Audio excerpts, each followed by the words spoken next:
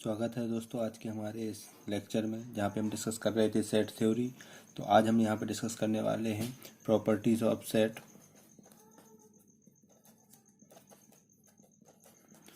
Properties of set, तो set के अंदर हम कौन कौन सी प्रॉपर्टीज का यूज़ कर सकते हैं। तो सबसे पहली प्रॉपर्टी जो दोस्तों हमारी होती है उसको हम बोलते हैं कम्यूटेटिव प्रॉपर्टी या कम्यूटेटिव लॉ। चलिए बात करते हैं दोस्तों कम्यूटेटिव प्रॉपर्टी की। कम्यूटेटिव प्रॉपर्टी क्या होती है? तो कम्यूटेटिव प्रॉपर्टी में दोस्तों हमारे पास कोई भी दो सेट गिवन है। मान के चलो suppose set A is equal to element है 1 2 3 4, रैंडम एलिमेंट लेता हूँ मैं। बी के अंदर एलिमेंट है कोई 1 2 6 8। तो कम्यूटेटिव प्रॉपर्टी ये बोलती है कि अगर मैं ए यूनियन बी करूँगा, मतलब मैं कोई भी दो सेट हूँ उनका यूनियन करता हूँ, तो उसका आंसर वही आएगा चाहे मैं उनको बी यूनियन ए करूँ। मतलब अगर मैं दोनों सेट की पोजीशंस चेंज कर दूँ तो उससे हमारे रिजल्ट पे कुछ फ़र्क नहीं पड़ने वाला। जैसे फॉर एग्जांपल इसको अगर मैं मान के चलूँ, अगर मैं इसको करूँ तो मैं अगर ए यूनियन बी करता हूँ तो हमारा आंसर क्या आने वाला? पहले एक एलिमेंट 1 2 3 4, फिर बी के एलिमेंट तो 1 और 2 तो ऑलरेडी आ चुके हैं, तो क्या आ जाएगा 6 और 8। और अगर मैं क्या करूँ बी यूनियन ए करूँ तो हमारा एलिमेंट क्या आने वाले? पहले 1 के एलिमेंट बी के एलिमेंट तो 1 2 6 8, इसके बाद फिर ए के एलिमेंट तो 1 और 2 ऑलरेडी आ चुके हैं 3 और 4। तो इन दोनों सेट को अगर मैं देखूं तो ये दोनों सेट आपस में कैसे हैं? इक्वल हैं। हम पहले डिस्कस कर चुके इक्वल सेट में कि एलिमेंट का ऑर्डर फर्क नहीं पड़ता कि कैसे लिखे हुए हैं, बस एलिमेंट मैच होने चाहिए। तो यहाँ 1 है, यहाँ पे भी 1 है, यहाँ 2 है, यहाँ पे भी 2 है, यहाँ 3 है, यहाँ 3 3 है, 4 4 6 8। तो इसका मतलब क्या होगा? यहाँ पे दोनों इक्वल हो गए। तो हम कह सकते हैं कि अगर मैं ए यूनियन बी करता हूँ या मैं बी यूनियन ए करता हूँ तो दोनों आपस में कैसे होते हैं? बराबर होते हैं। ये हमारी कम्यूटेटिव प्रॉपर्टी होती है यूनियन के रिस्पेक्ट में।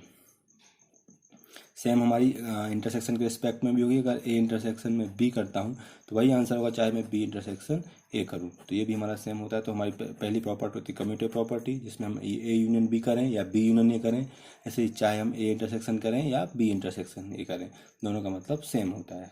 सेकेंड प्रॉपर्टी पे आते हैं दोस्तों। तो सेकेंड हमारी प्रॉपर्टी होती है एसोसिएटिव प्रॉपर्टी। एसोसिएटिव प्रॉपर्टी,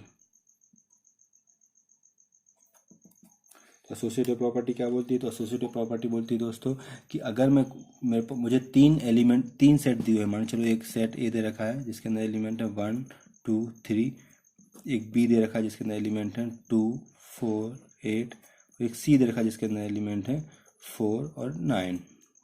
तो एसोसिएटिव प्रॉपर्टी ये बोलती है कि अगर मैं ए यूनियन बी करूँ, उसके बाद जो आंसर है उसको मैं यूनियन सी से करूँ, तो आंसर वही होगा मेरा। जब मैं क्या करूँगा जब मैं पहले बी यूनियन सी करूँगा, मतलब पहले बी और सी का यूनियन करूँगा, उसके बाद जो आंसर आएगा उसको ए से करूँगा। ये हमारी क्या होती है? एसोसिएटिव प्रॉपर्टी होती है। ऐसे इंटरसेक्शन में भी काम करती है कि अगर ए इंटरसेक्शन बी करूँ और जो आंसर है उसको मैं इंटरसेक्शन सी से करूँ, और चाहे मैं उल्टा कर दूँ, पहले बी इंटरसेक्शन सी कर दूँ और जो आंसर है उसको मैं किससे इंटरसेक्शन कर दूँ? ए से इंटरसेक्शन कर दूँ, तो भी दोस्तों हमारा क्या होगा? आंसर बराबर होगा। ये हमारी क्या होती है? एसोसिएटिव प्रॉपर्टी होती है। फॉर एग्जांपल के लिए अगर मैं बात करूँ तो इसको मैं अगर निकालता हूँ तो पहले मैं क्या कर देता हूँ? ए यूनियन बी करने वाला हूँ। तो ए यूनियन बी करूँगा तो आंसर क्या आएगा मेरा? 1 2 3, पहले ए के सारे एलिमेंट लिख दूंगा, फिर बी के लिखूंगा तो 2 ऑलरेडी आ चुका है, क्या हो जाएगा? 4 और 8। तो हमारा क्या हो गया? ए यूनियन बी हो गया। उसके बाद फिर मैं उसको किससे करने वाला हूँ? यूनियन करने वाला हूँ किससे? सी से। सी क्या है मेरा? 4 और 9। फाइनल आंसर आने वाला है क्या? 1 2 3 4 8, और 4 ऑलरेडी आ चुका है तो क्या हो जाएगा? सॉरी ये 9 था, ये 9 था, यहाँ पे क्या होने वाला है? 9। तो हमारे क्या आ गए एलिमेंट? ये हमारे किसके एलिमेंट आ गए जब मैं ये वाला परफॉर्म कर रहा हूँ? A union B union C, जब इसको परफॉर्म कर रहा हूँ तो ये रिजल्ट आ गया। सेम अगर मैं इसको सेकंड वाले को राइट हैंड साइड को परफॉर्म करूँ तो उसमें क्या लिख रहा हूँ? पहले बी यूनियन सी। तो बी यूनियन सी लिखूंगा मतलब बी और सी का यूनियन करूँगा, तो पहले बी के एलिमेंट 2 4 8, फिर सी के एलिमेंट तो 4 तो ऑलरेडी आ चुका है, क्या हो जाएगा? 9। इसको यूनियन करने वाला हूँ किससे? ए से। 1 2 3, और आंसर क्या आने वाला? दोनों को यूनियन करूँगा तो एलिमेंट लिखूँगा तो 2 4 8 9, और जो एलिमेंट रिपीटेड है वो एक बार लिखूँगा तो 1 और 3। तो इनका एलिमेंट जो है वो सेम आने वाले हैं इससे। तो इसका मतलब ये हो गया कि अगर मैं ए यूनियन बी करूँ और उसका आंसर यूनियन सी से करूँ तो भी आंसर वही आएगा, चाहे मैं पहले बी यूनियन सी करूँ फिर आंसर ए से करूँ। सेम थिंग इंटरसेक्शन में भी काम करती है। अगर मैं इसको इंटरसेक्शन सॉल्व करूँ तो भी देख लो आप दोस्तों, पहले मैं ए इंटरसेक्शन बी करने वाला हूँ। तो इंटरसेक्शन बी क्या होगा? ए और बी के कॉमन एलिमेंट क्या है? वो क्या है हमारा? 2। तो ये इंटरसेक्शन बी क्या हो गया हमारा? 2 हो गया। और फिर उसको इंटरसेक्शन करने वालों किससे? सी से। सी के एलिमेंट क्या है हमारे? 4 और 9। 4 और 9। तो यहाँ पे कॉमन एलिमेंट, अब इन दोनों कॉमन एलिमेंट वाला क्या, कुछ नहीं, 5, कुछ नहीं है मतलब 5 है। तो अब अगर मैं इसको अपोजिट करूँ, पहले मैं बी इंटरसेक्शन सी करूँ तो आंसर क्या आने वाला है, बी इंटरसेक्शन सी करूँगा तो आंसर क्या आने वाला है, बी और सी के बीच में कॉमन एलिमेंट वो हमारा क्या है 4, और फिर इसको इंटरसेक्शन करने वाला हूँ किससे, मैं ए के साथ। तो फिर इसको मैं इंटरसेक्शन करने वाला हूँ किसके साथ, ए के साथ। वो क्या है हमारे 1 2 3। तो इन दोनों में कॉमन एलिमेंट क्या आने वाला है दोस्तों, तो इनमें कुछ भी एलिमेंट कॉमन नहीं, मतलब 5। तो यहाँ पे भी देखो आप क्या हो गया, बराबर हो गया। तो मैं किसी को भी पहले सॉल्व करूँ उससे कोई फर्क नहीं पड़ने वाला, आंसर सेम आता है। इसको हम क्या बोलते हैं, हमारी एसोसिएटिव प्रॉपर्टी। थर्ड प्रॉपर्टी की बात करते हैं दोस्तों। हमारी थर्ड प्रॉपर्टी होती है आइडेम्पोटेड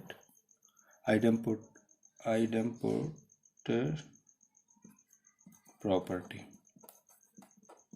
आइडेम्पोटेड प्रॉपर्टी क्या होती है दोस्तों, तो आइडेम्पोटेड प्रॉपर्टी में ये बोलते हैं कि अगर हमारे पास ए कोई एक एलिमेंट है और उसका मैं उसी से यूनियन करूँ तो आंसर क्या आने वाला है, सेम वही एलिमेंट, वही सेट।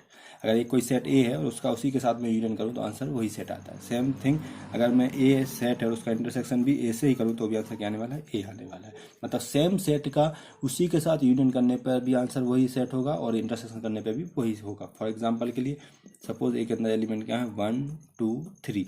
तो अगर मैं इसी का इसी से यूनियन करूँ, मतलब 1 2 3 लिखूँ, उसका यूनियन करूँ किससे, 1 2 3 से, तो आंसर क्या आने वाला है दोस्तों।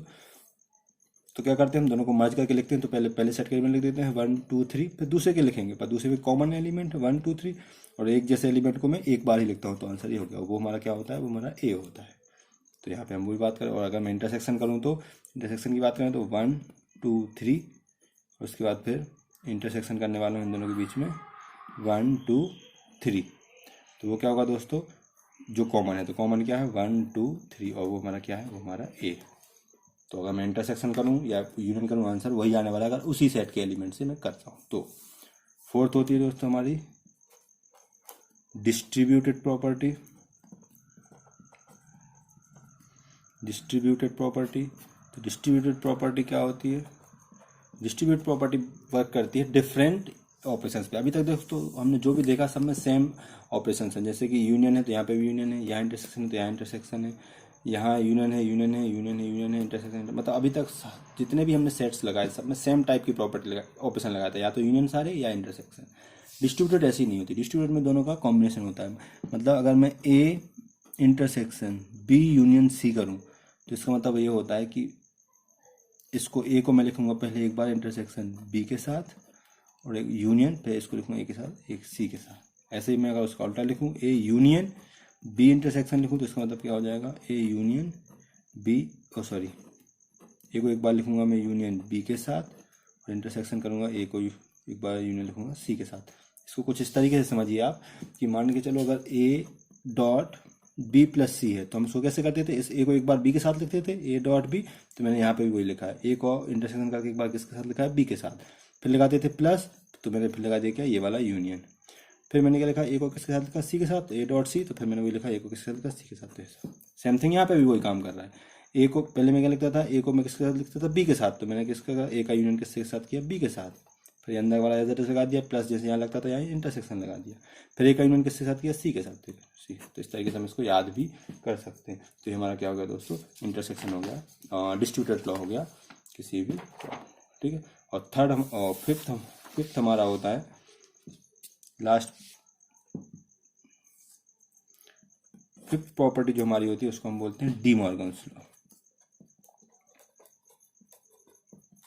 डी मॉर्गन्स, तो डी मॉर्गन्स लॉ क्या होता है दोस्तों, तो डी मॉर्गन्स लॉ कुछ इस तरीके से काम, ये कॉम्प्लीमेंट पे काम करता है। कॉम्प्लीमेंट पे मतलब कि अगर सपोज मेरा ए यूनियन बी दे रखा है और अगर मैं इसका कॉम्प्लीमेंट निकालूँ, कॉम्प्लीमेंट को मैं डैश से रिप्रेजेंट कर सकता हूँ या बार से भी रिप्रेजेंट कर सकता हूँ। तो अगर मैं ए यूनियन बी निकालूंगा तो इसका मतलब क्या हो जाएगा, इसका मतलब हो जाएगा कि ए का इंटर कॉम्प्लीमेंट होगा और यूनियन जो है वो सिंबल बदल जाएगा बी का। मतलब अगर मैं इसको इंडिविजुअल करूँ हर एक पर, ए का कॉम्प्लीमेंट निकालूँ बी का निकालूँ तो ये सिंबल जो है वो बदल जाएगा, वो क्या हो जाएगा, इंटरसेक्शन हो जाएगा यूनियन से। तो ये हमारा क्या होता है, De Morgan law. Same thing अगर मैं ए इंटरसेक्शन बी लिखा होता और उसका कॉम्प्लीमेंट निकालता तो क्या हो जाता, ए का कॉम्प्लीमेंट और इंटरसेक्शन जो होता है वो क्या हो जाता है, यूनियन बन जाता है और बी का कॉम्प्लीमेंट। तो ये हमारा क्या होता है दोस्तों, डी मॉर्गन्स लॉ होता है।